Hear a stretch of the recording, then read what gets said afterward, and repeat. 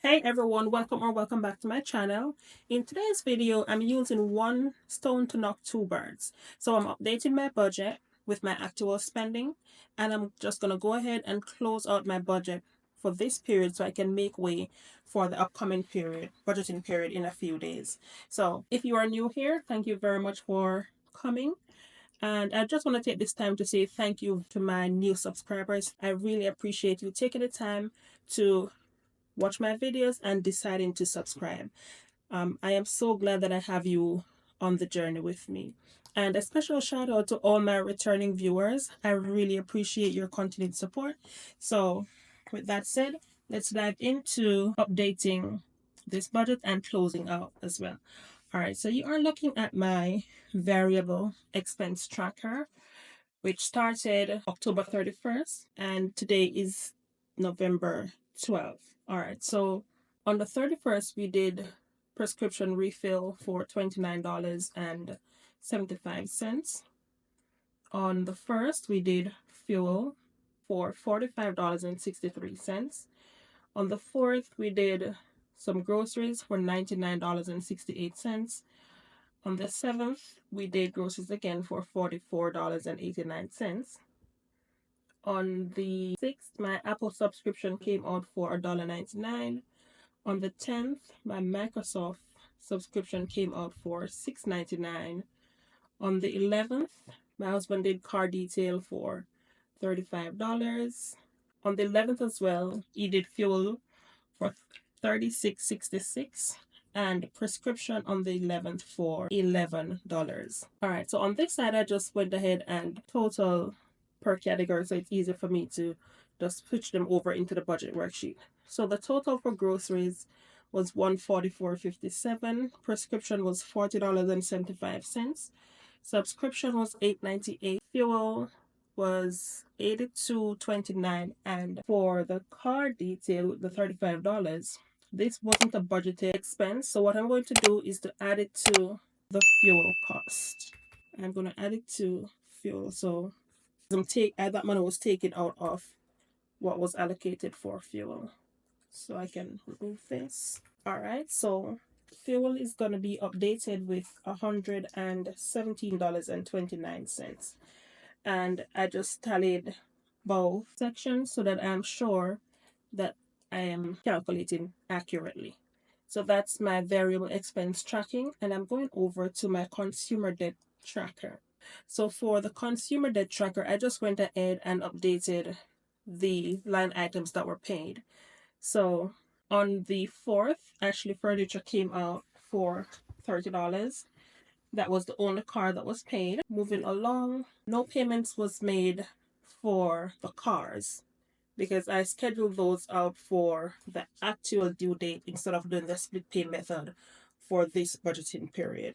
All right.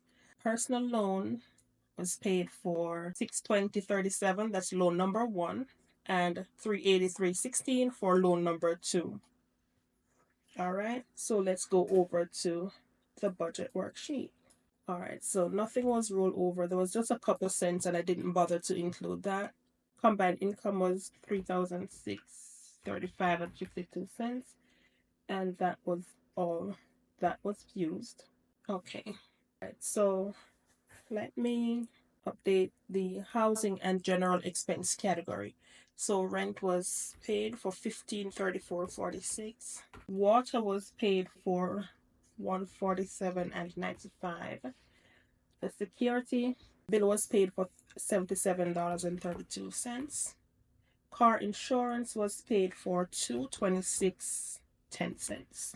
For gas, all right. So for the gas bill, I budgeted $65.23, but the bill was paid late, and when I went in to make the payment, they already added the late fee. So I had to pay the $75.23. I was hoping that I would reach to the bill before they added the late charge, but it was the day after and they already added the late charge. So it is what it is. And it's the same thing for my electricity bill because both are with the same company.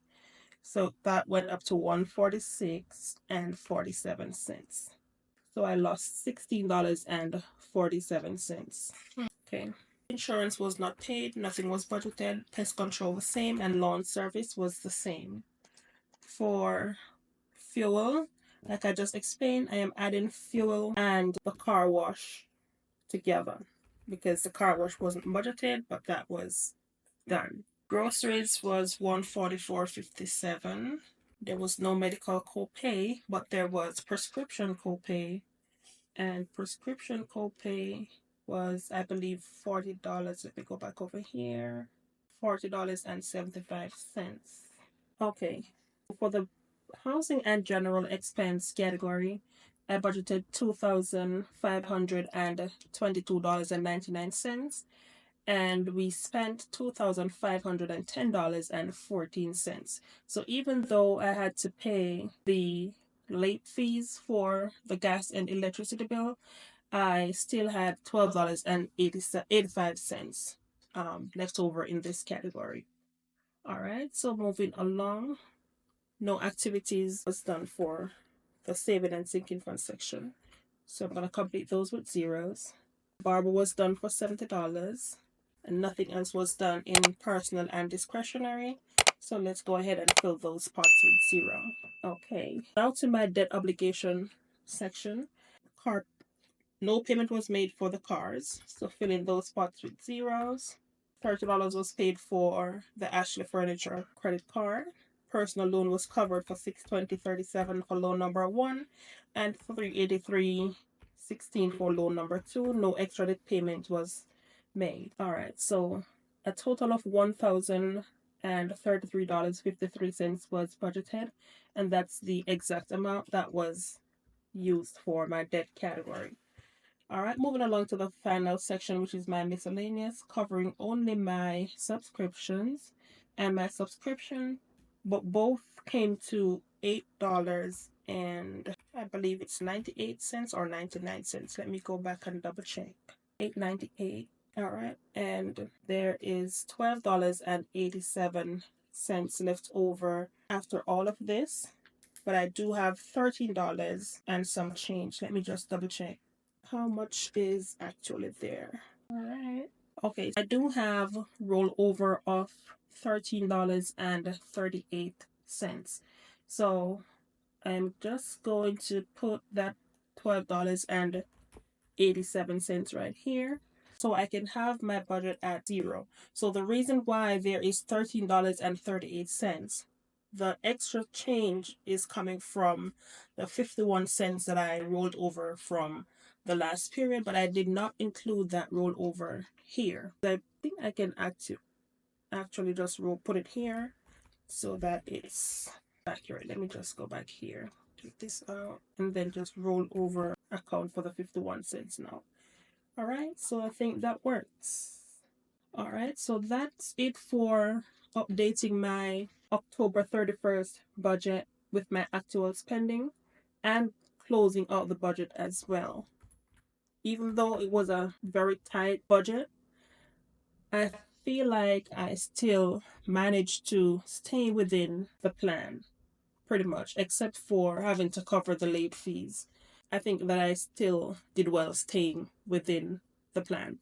All right, so that's it for today's update. Just to encourage anyone out there, if you are new watching my channel, if you are thinking about budgeting, if you are struggling to manage your finances like I was doing last year this time, and I'm still struggling somewhat, but I'm on a more structured pathway now. So I'm going to extend my encouragement to you to get ready to kickstart your personal budgeting journey in the new year. So start getting your stuff together. Start putting your spreadsheet together if you want to do a spreadsheet. Start getting your budget binders together if you want to do your budget by your binders or your budget workbook. Start getting your stuff together. Start getting yourself mentally prepared. Start ducks in a row so we can all kickstart come January 2025 on a better pathway to financial freedom, because it starts with budgeting, and there is no better time to start than now. And for those of you who are already on this pathway, keep going strong. No matter how tough it gets or how challenging it is, it doesn't matter the challenges that we are facing. we are doing an amazing job navigating these turbulence when it comes to finances. We're all in this to succeed. So I'm encouraging you to continue on your journey. So again, please keep your head up, stay motivated, and let's push through, because there is light at the end of the tunnel. So if you enjoyed this video, don't forget to hit that like button, subscribe for more, and please follow me on my journey. So until the next video, thanks for watching, and I'll see you soon. Okay, bye.